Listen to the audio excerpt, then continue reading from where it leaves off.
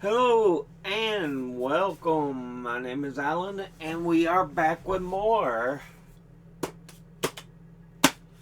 Bhagavad Gita. We are in the final swing here, 7 chapters left.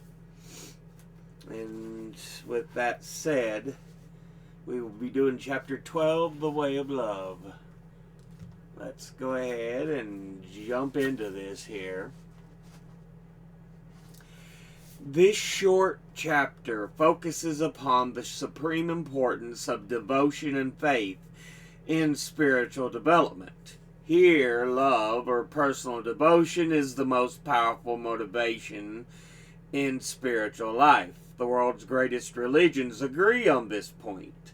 All religions allow for a way of devotion, and millions of men and women have found spiritual fulfillment in devotion to Christ, the Buddha, or Muhammad. Hinduism has allowed a place for the path of knowledge as well as the path of devotion. Here, however, the Gita stresses the efficacy of devotion. The Upanishads, the final word on mystic experience uttered by the Vedas, stress the ultimate reality, the eternal truth behind the ephemeral things of this world. The teachers of the Upanishads told their students to seek knowledge of the Atman, their true self. The consummation of this knowledge was to know that the self within was one with Brahman, the ultimate reality pervading all things. This was encapsulated in the statement Tavam Asi. You are that imperishable thing or being, that immortal entity, Brahman, the nameless, formless Godhead, could be known only in the superconscious state. The Gita also moves away from such an approach to religion. For as Krishna says, seeking an eternal, indefinable, hidden Godhead is rather a tall order for the average or even above average person.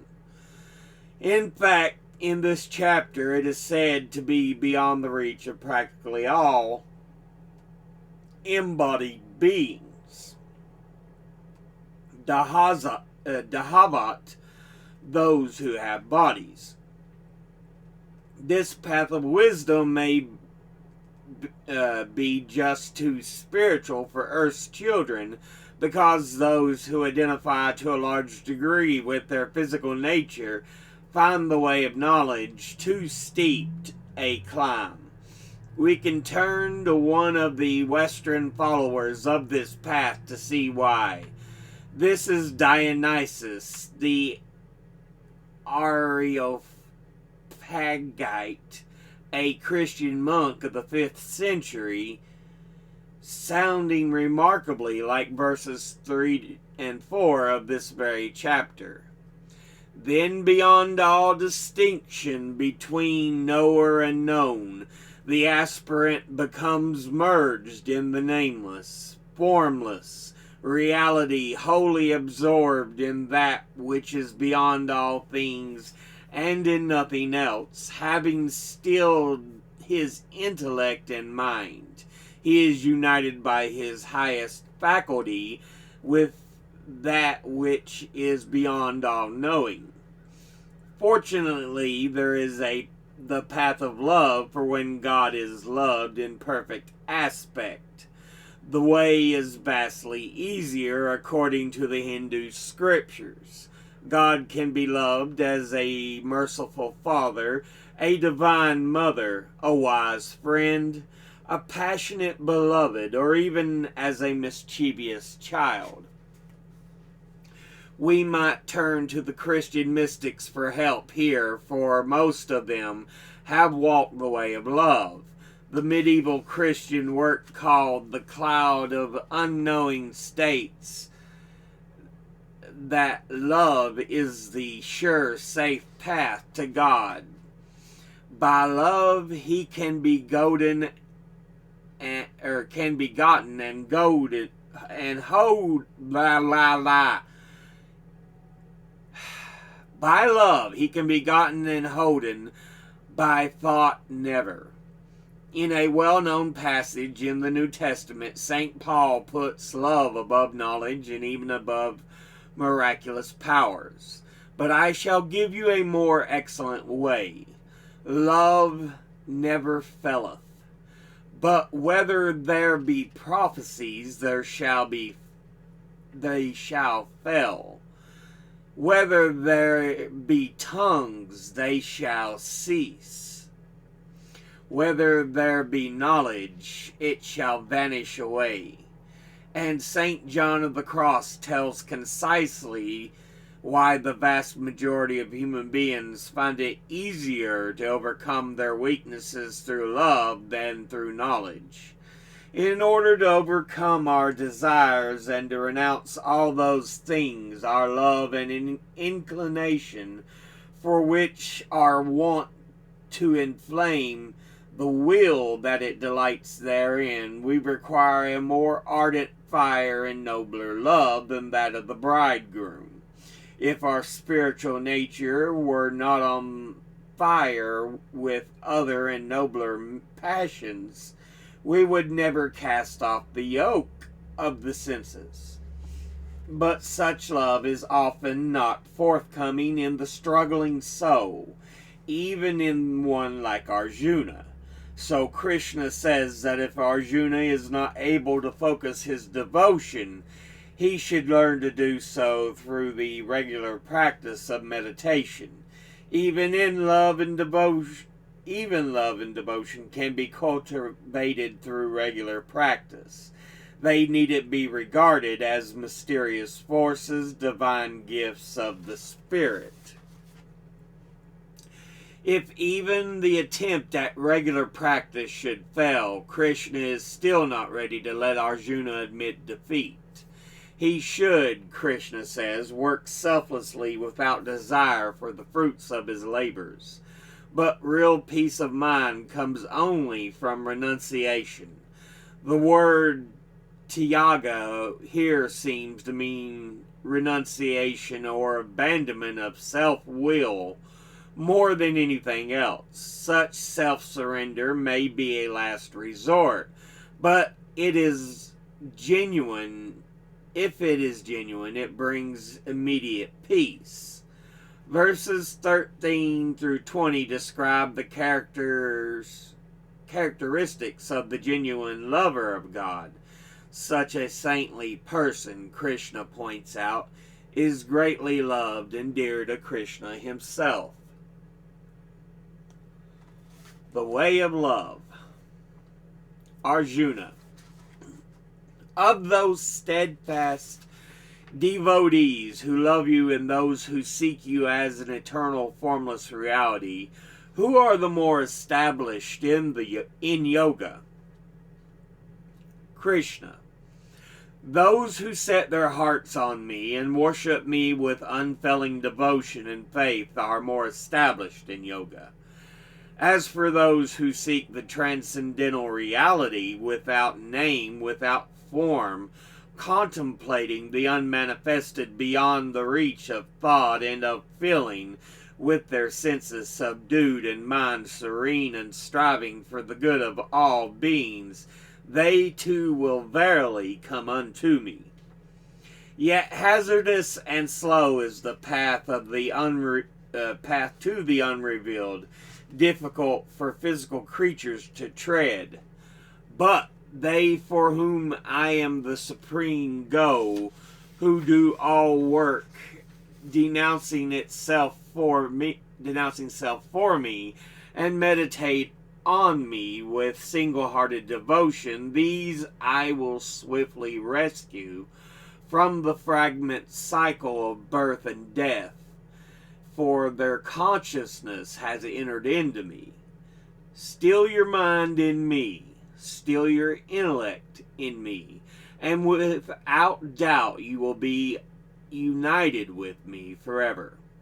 If you cannot still your mind in me, learn to do so through the regular practice of meditation. If you lack the will for such self-discipline, engage yourself in my work, For selfless service can lead you at last to complete fulfillment.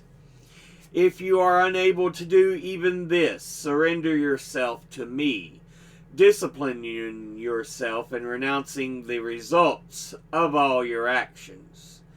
Better indeed is knowledge than mechanical practice. Better than knowledge is meditation. But better still is surrender of attachment to results, because there follows immediate peace. The one I love who is incapable of ill will, who is friendly and compassionate, living beyond the reach of I and mine, and of pleasure and pain, patient, contented, self-controlled, firm in faith, with all their heart and all their mind given to me. With such as these I am in love, not agitating the world or by it agitated. They stand above the sway of elation, competition, and fear. That one is my beloved. They are detached, pure, efficient, impartial, never anxious, selfless in all their undertakings. They are my devotees, very dear to me. That one is dear to me who runs not after the pleasant or away from the painful, grieves not, lusts not, but lets things come and go as they happen. That devotee who looks upon friend and foe with equal regard, who is not buoyed upon by praise or cast down by blame, alike in heat and cold, pleasure and pain, free from selfish attachments, the same in honor and dishonor, quiet, ever full, in harmony everywhere, firm in faith. Such a one is dear to me. Those who meditate upon this immortal Dharma, as I have declared it, full of faith and seeking mine as life's supreme goal, are truly my devotees, and my love for them is very great. Well, but that ends that particular chapter, so not a long one, fairly quick, but yeah. After everything that Krishna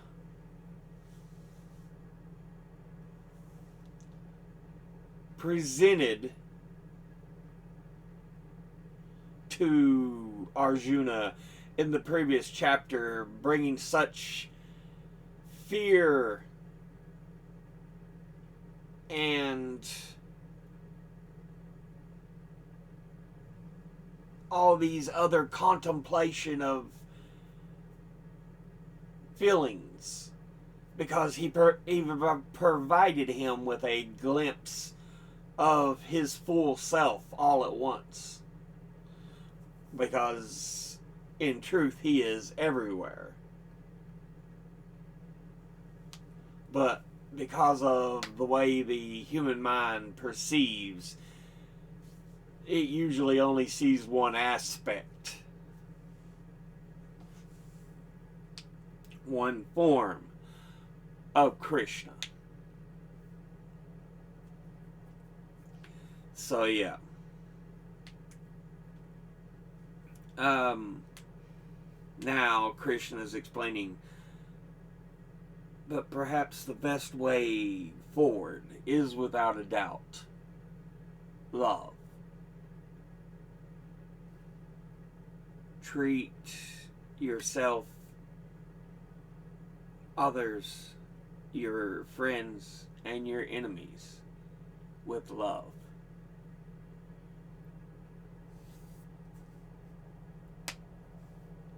And in this, it's a very Jesus-like way.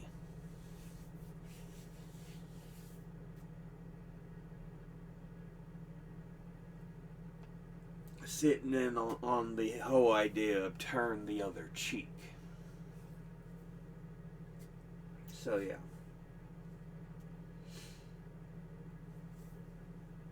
What is it? If your enemy should strike you, then turn the other cheek, as in giving them a chance to hit upon the other cheek they had not struck.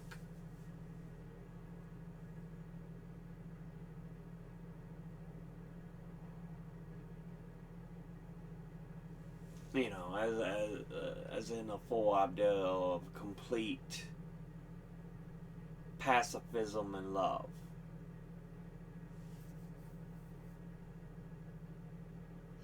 And Krishna kind of gives the same idea here. Love is probably the best way forward. He once again cites there are several ways to achieve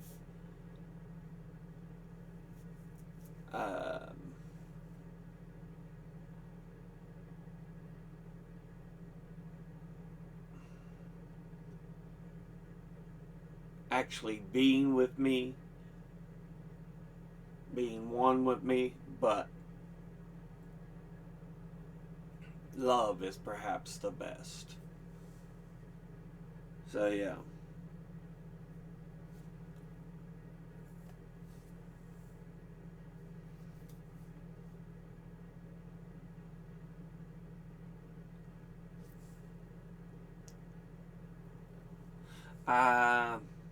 I've said it before, but I'll say it again. I've had issues myself with my anger, so it makes giving love very hard to do, especially to those who treat others so wrong.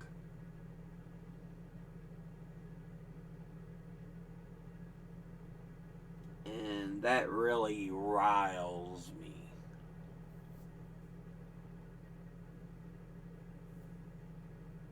They're not really different from you.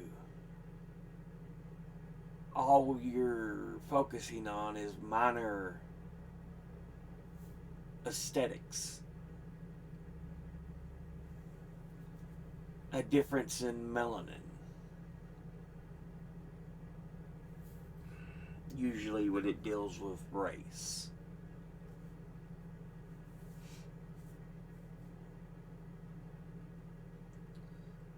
Sometimes there are physical traits, but they're usually very minute and matter none in the long term.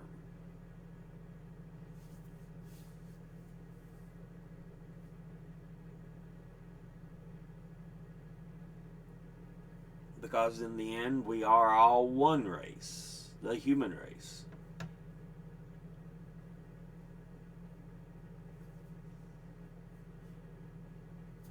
I just don't understand some of the people way they think, because it in the end it makes no fucking sense.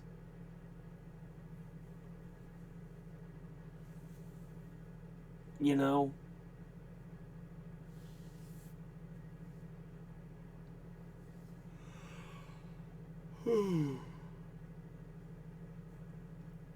But yeah.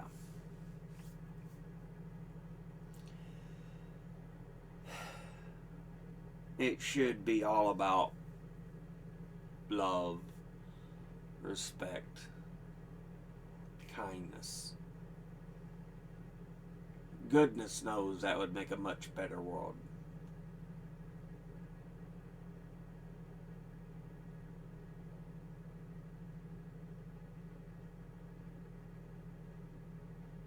But if it's one thing that really does just flip that anger switch in me,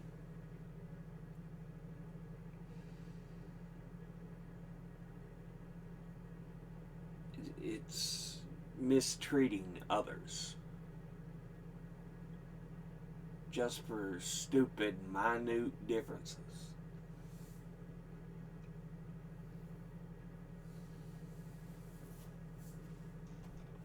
But, yeah. We'll go ahead and end this episode here. As always, educate thyself Think, read, study, learn. Someone tells you something you have trouble believing. Ask them to cite their sources. Thank you all for watching. I'll see you all in the next one. Until then, later.